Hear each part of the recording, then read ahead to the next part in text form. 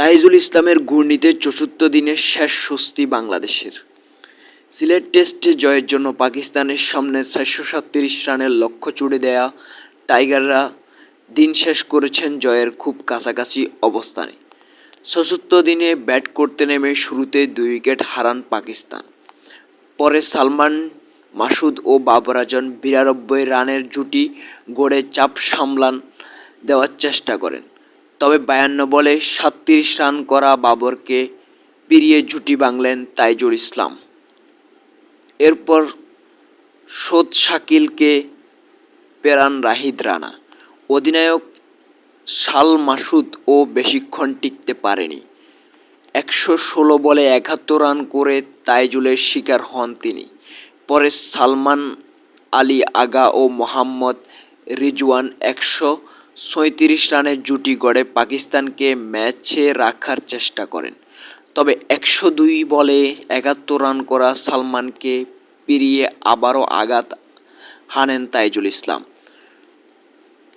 পরে হাসান আলীকেও সাজঘরে পেরান এই বাঁহাতি স্পিনার। দিন শেষে পাকিস্তানের সংগ্রহ ৭ উইকেটে ৩১৬ রান। রেজওয়ান ৭৫ রানে অপরাজিত আছেন। জয়ের জন্য পাকিস্তানের দরকার আরও ১২১ রান, আর বাংলাদেশের প্রয়োজন মাত্র ৩ উইকেট। এর আগে প্রথম ইনিংসে লিটন দাসের সেঞ্চুরিতে বাংলাদেশের তুলে ২৭৮ রান। জবাবে পাকিস্তান অলরাউন্ডার হয়ে ২৩২ রান। দ্বিতীয় ইনিংসে মুশফিকুর রহিমের সেঞ্চুরি ও মাহমুদুল হাসান জয়ের হাফ সেঞ্চুরিতে ৩৯০ রান করেন বাংলাদেশ। তাতে পাকিস্তানের সামনে দাঁড়ায় ৪৩৭ রানের কঠিন লক্ষ্য।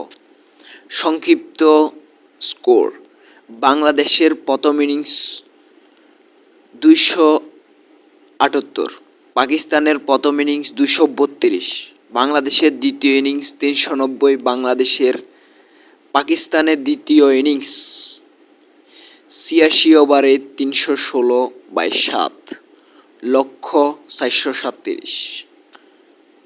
আজান ২১, ফাজাল ৬, মাসুদ ৭১, বাবর ৪৭, শাকিল ৬, সালমান ৭১, রিজওয়ান ও Sajid Taskin ০ wicket ৪১ run, Shoriful ০ wicket ২৯ run, Nahid Rana ২ wicket ৫৮ run, Mehedi Hasan Miraz ১ wicket ৬২ run, Taijul ৪ wicket ১১৩ run, Mominul ০ wicket ৩ run. SP sports, MD Shihab.